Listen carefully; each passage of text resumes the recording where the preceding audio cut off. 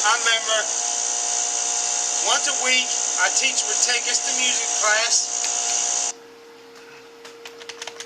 How do you go back to this fucking bitch?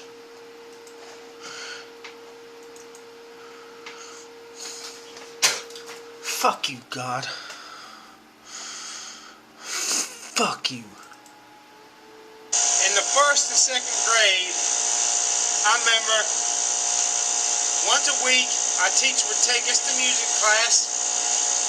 It was about an hour, but Miss Wilkey was a music teacher. I really liked her, kindly, grandmotherly looking woman. I remember she would ravish us on Halloween, in the Halloween season, with stories about Halloween. And one, we were singing the song Yankee Doodle Went to Town. She told us the story of Yankee Doodle. And in the music room, haunting memories. But then, in my third grade year, we got a new teacher.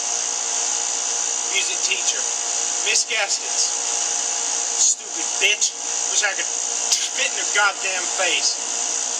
I remember one time I was wearing, it was either a green ring. I don't remember what I got, but it was just a toy ring. And the reason I wanted to wear it so much because it made me feel like Sarah on Doctor Who. Well, I was kind of infatuated with her at the time. And there's an episode on Doctor Who where she was wearing some sort of ring, and she was under some evil spell, and she would open her hand and blast you with a ray of green light. Well, I was in the music room wearing the ring, thinking nothing of it, and she said, "Chris," she made me give her the ring, and she never gave it to me back. You know, isn't this some shit that the Bible says, "Thou shalt not steal"? But teachers in the school, and even in the Christian schools, they do this. If you bring a toy to school, they can take it, and they don't have to, and not give it back. And I'm thinking that God's not going to hold them responsible for stealing. They're going to get to heaven, and God's not going to mention it to them. Not going to. Let me tell you something. That being the case, it makes me want to take justice into my own hands, because not even God's going to give me justice. It was just a fucking stupid little ring, but it meant a whole lot to me. And she just didn't give a good God fucking damn shit in its rat's ass. So, Miss Gaskins, I curse her. In the name of you, Satan, I call upon you to curse her for having stolen my ring except she give me my rings back. I call upon you to curse her. I'm thinking cancer or something like that. I mean business. I got Asperger's syndrome, so I developed unusual attachments to inanimate objects, because unlike people, they'll never betray me, they'll never stab me in the fucking back. The only way it'll stab me in the fucking back is if I take it to stab myself, and I'm a person, so you know, there are inanimate objects that I love more than people in this world. Yes, there are. I mean, no fucking exceptions for, no apologies for it. If you don't like it, I don't give a goddamn fuck. But anyways, in the 4th grade, I had a teacher named Miss Redding, T.B. Redding. Always talking about how spiritual she was, talking about how I studied the scriptures all my life, how in class one day she's like, "Okay, let's clean this room." And why? Because cleanliness is next to, and the class answered her with godliness. And yet she treated me like a fucking stray dog bred in a stepchild. I guess I deserved it, because I was a pain in the ass child. Couldn't she have shown me some love? Without, minus all the fucking hatred? I remember the last day of school I was crying, and I asked her if I could have a sucker. She said, "No, you can have a sucker, you cry baby. You're crying." And we would change classes once a day. And originally I was set to change classes with Miss May. But she, on the second day there, I forgot to bring something back. She gave us to bring back a piece of paper with a big letter L in it, and she sent me over to Miss Davis's room. Well, I'm kind of glad for that, because I did a lot of naughty things and got away with a lot of naughty shit. I used to write on the bathroom walls, and they would, you know, what I would do is I'd either take a small crayon or break off a pencil point and take it with. And because anytime I went to the bathroom in Miss Redden's room, she didn't trust me. She would always send somebody to go with me. But in Miss Davis's room, I was always asking to use the bathroom. She's like, don't y'all get tired of Christian's butting in and asking to use the restroom? But I'd go to that table, little pinpoint, and I got those motherfuckers hell. They were always cleaning up that fucking bathroom. And every Friday I'd go in there, I'd open the toilet, break the thing that flushes, so that toilet flood the bathroom. Every Friday, Mr. Eugene Smith, the janitor, I had to look at disgust and displeasure on his face, cleaning out that fucking bathroom, and then never found out who it was. Well, guess what, motherfucker? I'm confessing now, because you got your shit. The statute of limitations is run out, you goddamn son of a fucking bitch. How dare you treat me like a redheaded stepchild? That ant you spit on as you walk on by, and you step on it. Better be careful when you're walking by, because it might come back up and bite you in the fucking ass. That's what I fucking did. But anyways, Miss May, I heard through the grapevine that she thought I was a child molester. I was only 10 fucking years old because I used to put my hands in my pants. Like this. Now why the fuck did I do that? Because the underwear that I had to wear were size 10. They were too big for me. And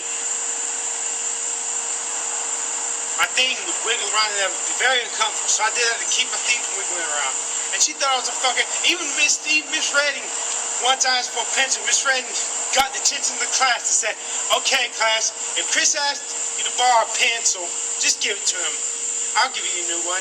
And why? And the class chanted in unison, because he puts his hands in his pants. And she's supposed to be the godly Christian woman. Perfect example of a fucking hypocrite. No love. Though I speak with the tongues of angels, though I have all these accolades and all these spiritual things I've done, if I have not love, I become a sounding brass and a tinkling cymbal. You fucking hypocrite.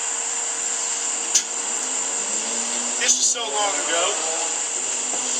And then the time we were on a school trip to Raleigh, I was drinking my Dr. Pepper. She was rushing me. She took my Dr. Pepper out of my hand and poured it on the fucking ground that my mom had given me to drink. It was about halfway full. She just poured it out. I'm telling you, don't you hate these fucking hypocrites always talking about God, that they have no love for people who are hard to get along with? Hey, let me tell you something. It's tough to love. People like George G. Bush, they make an excuse to say, oh, let them go love way. If they want self-destruct, don't bother with them. Because they don't want to have to love if it gets too difficult. That's the problem. They're like the man in James. Oh, be warm and clothed, and they don't give them no fucking clothes or food for their body. And be filled. Some people want to talk about love. They just don't want to do love when it gets too hard. Because it is sometimes hard to love everybody. There are people who are assholes. Sometimes I wonder if even God can love everybody. If there are people who could have gotten on Jesus' nerves. I just don't fucking know. But anyways, I'm going to show you a picture of Sarah on Doctor Who, what she looked like, because I was enamored with her back then. Didn't have a crush on her, I wasn't in love with her, but I would daydream about her a lot, and it made me full of energy, want to run around, wishing I could meet her, wishing we could be friends, or fantasizing about being on Doctor Who and meeting Sarah. But the ring I wore because it reminded me of her, it made me feel like her, I admired her. Wearing that ring like that, opening her hand and blasting somebody with it, with the laser, with the ray from it. But anyways, it's something. And even the courthouses can do that. If your phone rings in the courtroom, I wonder if they can seize it and charge you $100 to get back. And if you don't get it back within 2 weeks, they'll destroy it. Now what if you had an emergency call, the only way of making contact with your child who needed you to come get him go to the hospital, and because you tell it to the judge and he don't give a fuck, he takes upon anyway, and your child dies because they can't get in contact with you. I call upon God, please punish these people as thieves who do this. Please punish them, doubly so because they ought to know better. I call upon you to curse them, to punish them, please, dear God. Don't let them get away with it scot-free. Please, God, don't let it, make sure it's laid on their charge that they have to answer for it. But anyways, ain't that some fucking shit? Might makes right. The less oppressed by big brothers, how it goes. Sometimes I wonder if God is going to even stop that shit. Kind of hard to believe it when you fucking can't see it. I remember that. Yeah. I wonder, would the judge, if the cop's cell phone rang, if one of those sheriff's deputies had a cell phone and it rang, interrupted the court proceedings, would they take it from the deputy? Oh, hell no. They're buddies. They ain't going to do that fucking shit. They had one law of justice for the elite and one law of justice for the rest of us. And that's the way it fucking goes. And fuck the dumb shit, fuck them. And if you don't like this, fuck you too. You goddamn son of a goddamn fucking sucking dick sucking fucking bitch. I'm pissed off.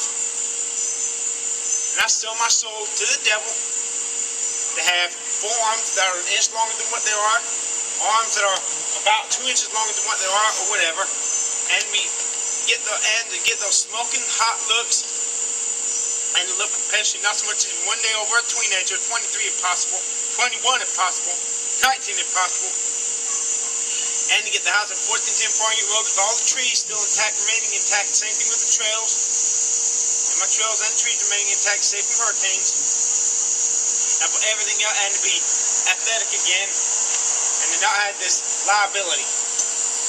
Do you get the fucking picture? You goddamn son of a fucking goddamn bitch. Now watch a cop gonna come over here and pull up and as I leave, because someone's gonna call the cops and be fucking cussing like this. I don't give a fuck.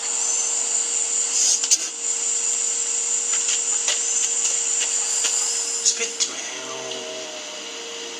How long have we been traveling? That's Sarah. Here she goes. I found the episode where she has that ring and she uses it. Here it goes. Here she go use the ring. See that?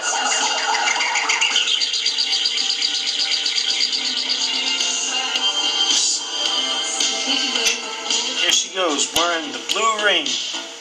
Well, see, sometime after this really enamored me. This Sarah having this kind of power, that impressed me. And sometime after this, my cousin Paul opened his hand and he had a ring. And I'm like, where'd he get that from? And somehow I got a hold of it. And I wore it to school because every time I wore it, it made me think of Sarah here. I was kind of enamored with her. And like that.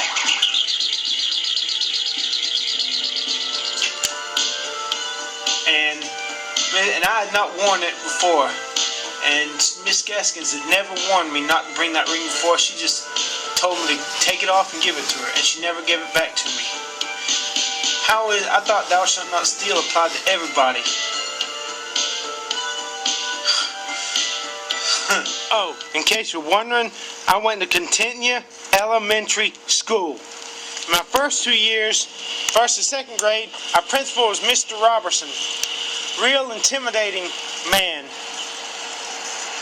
I remember being called into his office once with about 10 or 15 students, and he was the angriest. He pulled out his paddle to show us what we would get what we could get if we came back again. There's one girl, she was crying. He's like, okay, now what'd you do? She's like, I don't know. He's like, oh, come on, you know what you did. There are times when he could be fun, I guess. But other than that, and still to this day, I've seen his name where he works at a realtor place or something like that, or a house selling place. I called him up and left a message on his answer machine because I want to talk to him. I just, feel good to talk to him. He never called me back, and I'm insulted. It offends me. Well, my third grade year, we had a principal named Mr. Jones.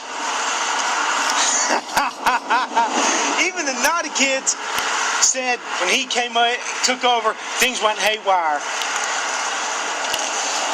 I never heard, anyways. I guess I just want to speak to Mr. Robertson to prove that we can speak man to man. I guess now that we're on the same ground, that I'm not inferior to him anymore.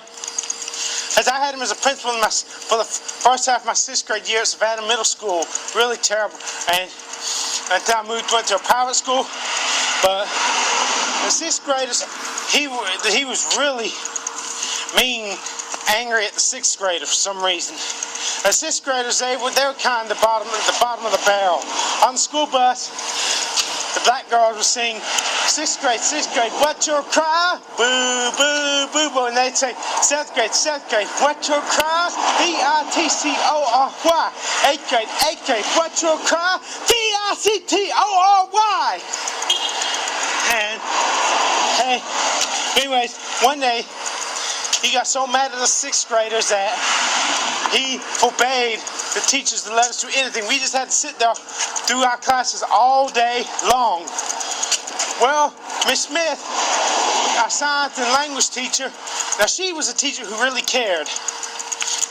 She disobeyed him, and the class was so happy to finally get to do something. And Miss Smith, I thank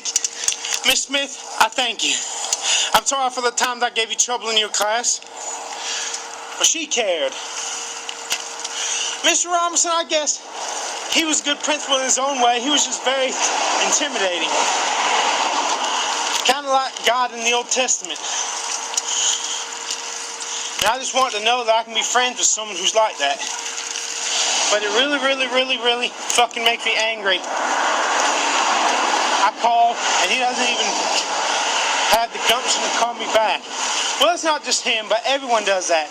I guess if you're not important enough, they won't return your call. I've even tried Bill Murray, Madeline Murray O'Hare, you know, the great atheist's son. I left him a message wanting to talk to him. He never called me back. People don't care about human beings as individuals. They get so high in their ivory towers that they're so high up they can see the crowd. They just cannot see or make out or distinguish the individual people in the crowd. And that's just the way it goes in this God-forsaken love way. It might not be God, baby, that's the way God does it.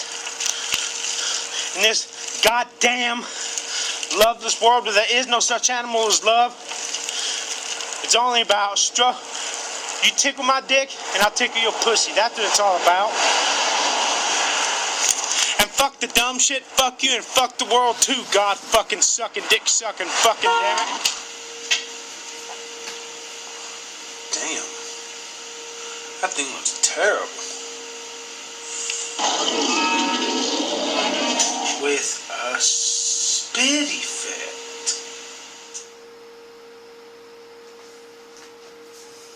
Fuck.